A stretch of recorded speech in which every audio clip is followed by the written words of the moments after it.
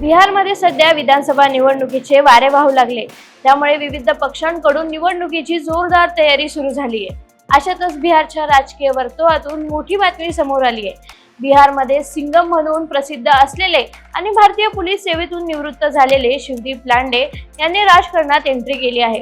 बिहार विधानसभा निवडणुका लढवण्यासाठी त्यांनी हिंदू सेना पक्षाची घोषणा केली। बिहारच्या 243 जागांवर उमेदवारांनी चेहरा कोणाचाही असो, शिवदीप वामनराव लांडे प्रत्येक जागेवर निवडणूक लढणार आहे असं समजा। आमच्या विचारसरणीचे पालन करणाऱ्यांनाच पक्षाचा उमेदवार बनवले जाईल। त्याचा पक्ष राष्ट्रवाद सेवा आणि समर्पणाच्या तत्वांवर काम करेल आणि बिहारमधील लोकांचा आवाज बनण्याचा प्रयत्न करेल, असेही शिवदीप लांडे म्हणाले।